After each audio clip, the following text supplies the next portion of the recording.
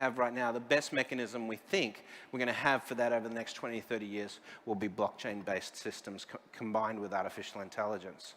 We need to code laws and regulations into computer code because it's no longer a process that a human is involved in. It's now relegated to a machine.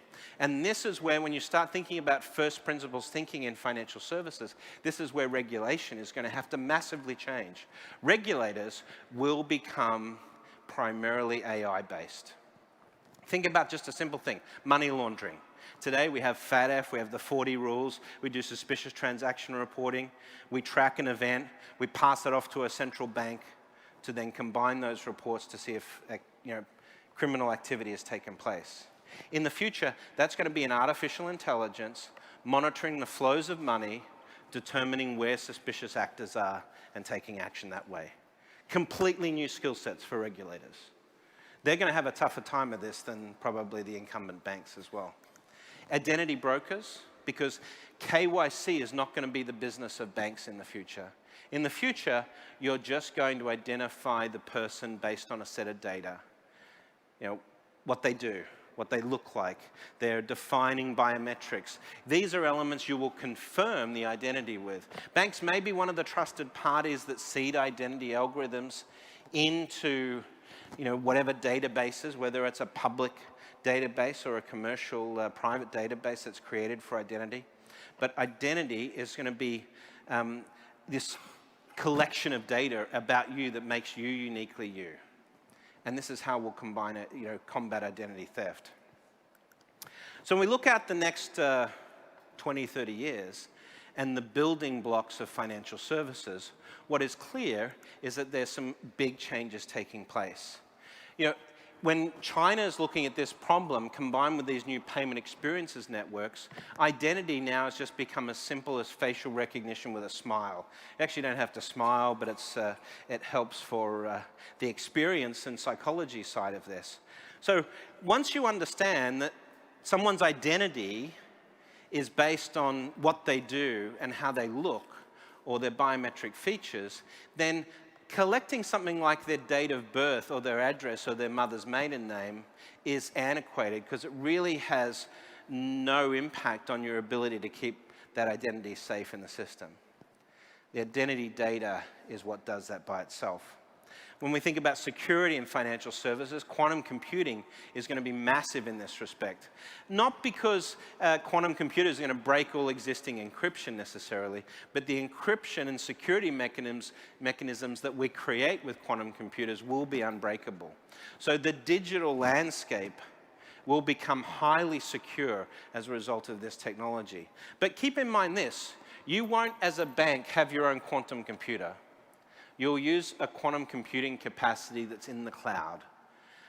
And so banks must be cloud-based in the future to take advantage of frameworks like identity and cryptography and security in the future. They have to be off-premises based on public cloud architectures. If you stay on-premise, you won't be able to integrate with these technologies that are coming. So how does that change all the financial services landscape in the future?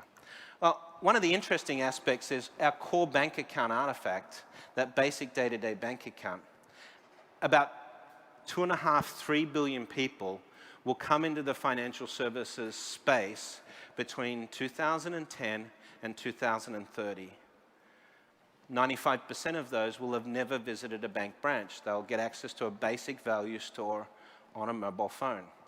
Already, since the creation of the smartphone, 1.4 billion people have come into the financial services ecosystem without ever visiting a bank branch. 800 million alone in India, and in China, it's similar numbers. So the bank account itself, in the next decade, will be considered an artifact that's in the cloud or on your phone, not a physical artifact you got from a bank. The way we think of a basic bank account or value store will have changed.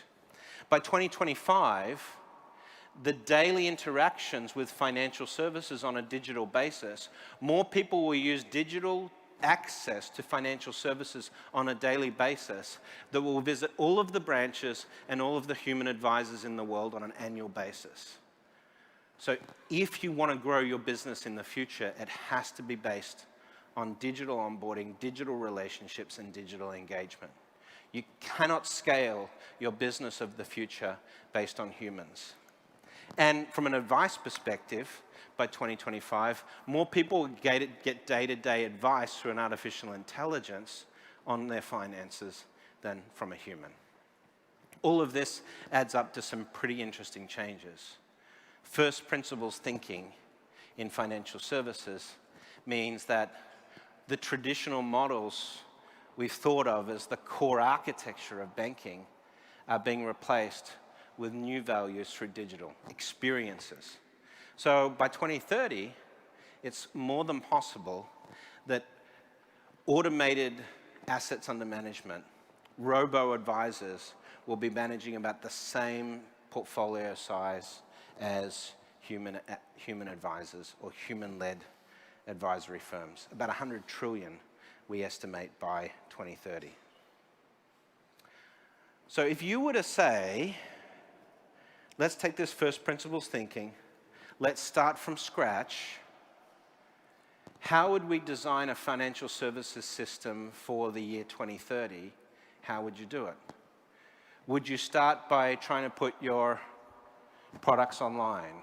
Would you start by trying to introduce new technology into your engagement with customers? Maybe using an iPad for that annual financial review you do with your high net worth customers. How would you go about this? Well, if you were Steve Jobs or Elon Musk or Jack Ma, how would you do it? And you'd probably say, we'd start from scratch. We use first principles thinking. Because the fastest scaling financial services organizations in the world today are digital. That enables them to get the scale very, very rapidly. And the biggest financial services organization in the world by 2030 is going to be Ant Financial as a result of that. They're going to be worth twice what ICBC is worth by the end of next decade.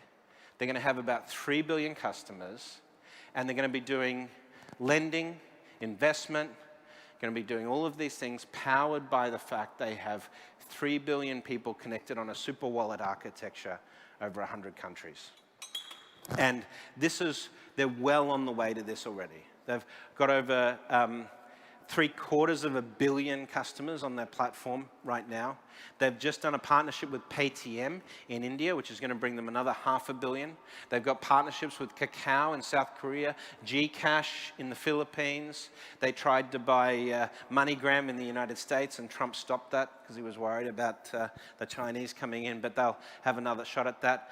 But here's the point, is Jack Ma has a very simple principle behind the future of banking. He says that you should be able to send money from one person to another person anywhere in the world immediately, regardless of what bank account you're with or what artifact you use. It should just happen instantly, like we can do with a text message or email or whatever today. And he's trying to create that architecture.